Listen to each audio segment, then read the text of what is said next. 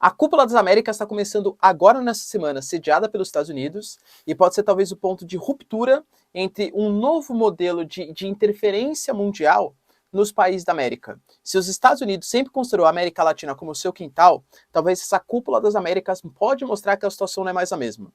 Depois de não convidar países como, por exemplo, Venezuela, Nicarágua e Cuba, México e outros 10 países ameaçam não comparecer à reunião, o Brasil foi, meio que à força, convidado ali, mas o Biden já quer, inclusive, causando alguma certa desavença com o Bolsonaro, que ele assine um protocolo, assine um documento. Que documento que é esse? Hoje, Sergei Lavrov considerou um absurdo as sanções que foram praticadas à Rússia de fechamento do espaço aéreo e considera que, nesse momento, a Europa deixou bem claro que ela não quer a paz na Ucrânia, e sim que ela quer destruir a Rússia. Será que está certa essa análise? Boris Johnson vai ser tirado do governo, vai ser tirado como primeiro-ministro? O que está rolando no Reino Unido? E mais, a gente teve hoje, como resposta ao que a Coreia do Norte tinha praticado no final de semana, mísseis balísticos sendo disparados pelo eixo, pela conjuntura Coreia do Sul e Estados Unidos. Tensão no Sudeste Asiático. Se vocês querem entender um pouco mais sobre esses assuntos, e muito mais também sobre geografia, geopolítica, atualidades, política, polêmicas, enfim, tudo para você se manter sempre bem atualizado. Já se inscreve no canal, deixa seu like, compartilha esse vídeo, que eu, professor Ricardo, conto muito com a sua ajuda. Beleza? Então bora lá pro vídeo, galera. Ah, também, se quiser, né, por favor, contribua aqui pro canal sendo membro. Se não, para eu continuar, né, produzindo conteúdos diários e tal. Se não, só seu like e seu engajamento já tá mais que sensacional. Tamo junto? Então bora lá pro vídeo, ó. Bom, vai rolar a Cúpula das Américas, né, sediada em Los Angeles, nos Estados Unidos. A última vez que essa Cúpula das Américas tinha sido sediada nos Estados Unidos foi em 1994, ou seja, já faz praticamente 20 anos aí, né? Nossa, mais de 20 anos, hein? Tô ficando velhinho já. 94 faz pouco tempo, né? Já faz aí 30 e quase 30 anos, praticamente, né? 28 anos. E essa Cúpula das Américas, ela tem sob o lema a democracia na América, né? A instalação da democracia na América. Só que uma série de países, ao contrário do que acontecia no passado recente, ameaçaram não comparecer à reunião. Tá? Os Estados Unidos ele sempre foi visto como uma espécie de porto seguro, um grande aliado dos países da América. Inclusive, alguns países da América, inclusive da América Central, eram chamados de República das e dos Bananas, porque exportavam muita banana, mas também os governantes eram uns bananas frente aos Estados Unidos, porque eram totalmente subordinados à geopolítica dos Estados Unidos ali na região. Isso está mudando agora. A Rússia aumentando sua influência, o G20, né, os BRICS, por exemplo, convidando alguns países para participar, Equador e Argentina, Equador de direita, Argentina de esquerda, fazendo parte da nova Rota da Seda. Então, os Estados Unidos, ele perdeu um pouco esse caráter de influência. Inclusive, foi uma reclamação dos países da América. Os Estados Unidos não colocam embaixadores aqui, vários países ainda não têm embaixada representativa, percebe? Os Estados Unidos, desde o governo Trump, adotam uma série de medidas protecionistas. Os Estados Unidos, por exemplo, só liga para questões relacionadas à Ásia e esqueceu de financiar projetos, engajamento na América. Existe uma delimitação, por exemplo, de culpar os países latinos como os responsáveis pela migração, estigmatização, um certo preconceito, xenofobia contra os países latino-americanos. Então, tudo isso foi dando uma cara para os Estados Unidos de um país que não representa mais uma liderança geopolítica. E essa Cúpula das Américas, ela tem que ser um ponto decisivo para o Biden conseguir bater o pé, conseguir cravar. Eu sou importante geopoliticamente, eu consigo falar grosso com a China, consigo falar grosso com a Rússia e consigo ser a liderança que a América tanto quer nesse momento, tá? Não sei se vai conseguir. Anunciou que realmente não vai convocar os 3 países, que é Venezuela, Nicarágua e Cuba, porque segundo os próprios Estados Unidos, eles não representam, eles violam, aliás, a chamada Carta Democrática Interamericana. O México já anunciou que porque não vai convocar esses países mais à esquerda, que não respeitam a democracia, segundo os preceitos americanos, o López Obrador, por exemplo, o presidente mexicano, não comparecerá à reunião. Vai mandar o seu ministro das Relações Exteriores. E galera, de verdade, vamos colocar, Brasil é o país mais importante da América, excetuando os Estados Unidos. O México vem em segundo, claro, tá? Aí depois a gente pode falar de Argentina, Colômbia. Então é uma derrota muito importante. O próprio Bolsonaro, ele estava ameaçando não ir, porque o governo Biden tinha congelado as relações, falou que o governo Biden tinha passado reto por ele na reunião. A única coisa que fez o Bolsonaro se convencer a participar dessa reunião foi a promessa de um encontro bilateral entre Brasil e Estados Unidos, ou seja, o Biden vai se reunir com o Bolsonaro, logo menos aí, para discutir algumas questões sensíveis. Essa reunião, por exemplo, a Cúpula das Américas, ela vai ser centrada em alguns pontos que merecem destaque. Segundo a própria Cúpula das Américas, a agenda da reunião está relacionada à crise migratória, à recuperação econômica pós-pandemia e à questão, por exemplo, da própria democracia, a manutenção da democracia na América. Também existe por fora, de novo, a influência que a China vem fazendo, o imperialismo econômico que a China vem colocando, que, de novo, não é que o chinês é malvado, os Estados Unidos sempre fez isso, mas vem sendo passado para trás em alguns países, frente aos argentinos. Não é uma pauta oficial, mas a gente sabe que é uma pauta extraoficial. E uma outra questão que vai ser discutida também é a questão ambiental. O Biden, por exemplo, inclusive, segundo o portal UOL de Notícias, tá? Não sei se é verdade ou não, claro, está sendo divulgado por eles, que o Biden está pressionando o governo Bolsonaro a assinar uma espécie de carta, uma carta com recomendações de regras que vão ser seguidas a respeito da preservação ambiental. Inclusive, hoje mesmo, um correspondente do The Guardian e um indigenista brasileiro, eles sumiram em meio à floresta amazônica, estava ali numa região que era um pouco menos habitada, um pouco mais afastada, e eles sumiram. Talvez isso seja mais um precedente, o Itamaraty considera isso, inclusive, que isso pode fazer com que, por exemplo, os Estados Unidos pressionem um pouco mais para uma vistoria internacional da Amazônia, para uma integração maior da Amazônia, o Brasil assinar um termo de responsabilidade sobre vistoria, preservação, domínio, enfim, tá? Algo relacionado à Amazônia.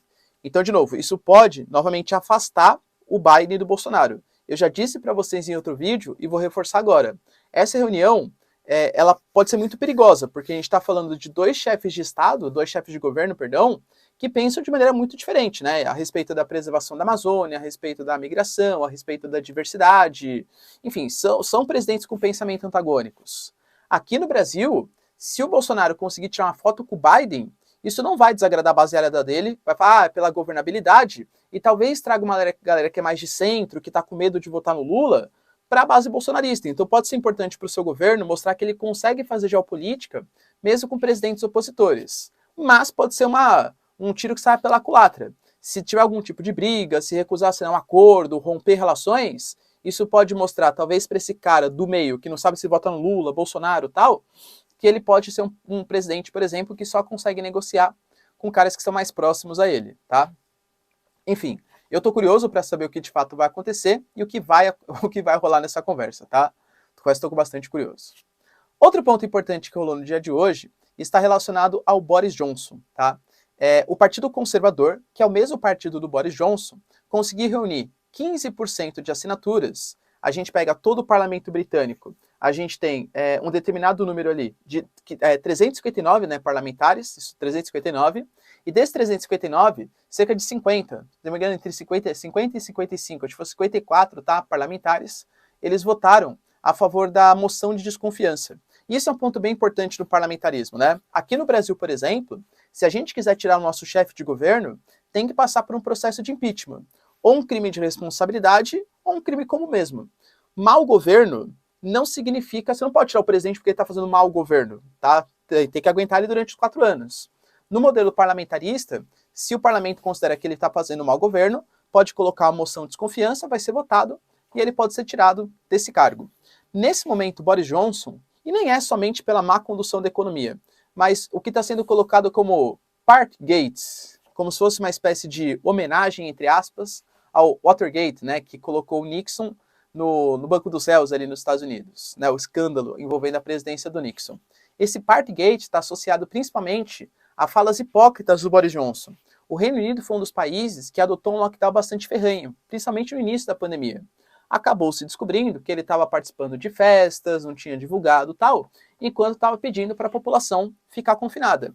E essa parte moral, ainda mais num país tão de valores, costumes como é o Reino Unido, pegou muito mal para o Boris Johnson. Inclusive, hoje, cerca de 27% da população só apoia a permanência do Boris Johnson. A maior parte da população quer a renúncia dele. Foi colocada uma moção de desconfiança, como pode ser feito no modelo parlamentarista, mas foi derrotado. Ou seja, o Boris Johnson, pelo menos até o momento, não saiu da presidência, e olha do primeiro-ministro, né? E olha que interessante, foi o partido do Boris Johnson que colocou essa moção de desconfiança, não foi o Partido Trabalhista, tá bom? Outro ponto que acho que merece bastante destaque está a respeito às sanções que a Rússia vem sofrendo de parte da Europa Enquanto isso, Índia, por exemplo, promete mais que dobrar a importação de petróleo. Olha novamente essa bipolaridade, mundo ocidental, mundo oriental. Hoje, a Rússia ia fazer uma visita oficial à Sérvia. A Sérvia, que é um país que está na Península Balcânica, país bastante importante, né, inclusive, tá bom? Algumas rivalidades, né, a galera da Península Balcânica, da ex-Yugoslávia, geralmente não gosta muito dos sérvios, mas que mantém uma relação até que próxima com a Rússia. Pois é, só que alguns países da União Europeia da Europa fecharam o espaço aéreo para a Rússia. Macedônia, por exemplo, Bulgária, Montenegro, consideraram que a Rússia não pode utilizar o espaço aéreo. E aí a Rússia não conseguiu fazer essa visita oficial à Sérvia. A Sérvia considerou isso um absurdo, e o próprio Sergei Lavrov, que é o ministro das Relações Exteriores, né, como se fosse aí da Rússia, falou que isso só mostra como a União Europeia ela não quer a paz entre Rússia e Ucrânia. O que a União Europeia quer é a destruição da Rússia. A Sérvia, inclusive, com frases bem fortes, deixou bem claro que eles não fazem parte desse sistema de histeria anti-Rússia e que, na verdade, os países europeus eles vão se envergonhar das atitudes que eles estão tomando contra a Rússia. Você considera que é justo essas sanções fechar o espaço aéreo à Rússia, a Rússia não poder negociar com outro estado oficial porque não pode passar pelo estado aéreo fechado? Deixa aí nos comentários que eu quero saber a sua opinião. E, novamente, né, essa bipolaridade aumentando cada vez mais. No caso do Sudeste Asiático, vale destacar aqui a questão dos Estados Unidos e da Coreia do Sul. Desde que houve a troca da presidência, sai o Moon Jae-in, que é o cara mais liberal, e entra agora o novo presidente, um cara um pouco mais conservador, que tem uma retórica um pouco mais agressiva frente à Coreia do Norte, inclusive com algumas ameaças, falando que acabou a conversa, agora a conversa vai ter que partir da Coreia do Norte, não mais da Coreia do Sul. A Coreia do Norte vem aumentando seus testes, desenvolvendo novos armamentos. A própria AEA hoje, Agência Internacional da Energia Atômica, confirmou que sim, a Coreia do Norte está desenvolvendo um novo arsenal, novo armamento, tá, que muito possivelmente vai ser testado no futuro próximo, mas tinha lançado 8 mísseis em direção ao Mar do Leste, também conhecido como Mar do Japão. Óbvio que isso desagradou os japoneses e os sul-coreanos, que já se reuniram recentemente para tentar responder essas ofensivas da Coreia do Norte, tá? E agora, em resposta a esses testes que foram feitos à Coreia do Norte, realizaram novos testes, também com mísseis balísticos, em direção ao mar ali regional. Claro, isso é uma ameaça bastante forte à Coreia do Norte. É só para mostrar para vocês como, nesse momento, as tensões envolvendo Coreia do Norte e Estados Unidos, elas estão bastante significativas. Que nem eu falei para vocês, é só a segunda, aliás, já é a segunda demonstração de força conjunta, com testes, armamentos, desde o início do novo presidente da Coreia do Sul. Isso pode demonstrar uma retórica mais forte e mais agressiva, e o Biden, nesse momento de expansão geopolítica, querendo mostrar que ele pode bater o pé na questão da China e Taiwan, pode bater o pé na questão da Ucrânia e Rússia, pode bater o pé na questão, por exemplo, da cúpula das Américas, isso pode ser um sinal de uma possível agressividade maior entre Coreia do Norte e Coreia do Sul. Beleza, pessoal? Deu para entender os principais pontos, acontecimentos geopolíticos?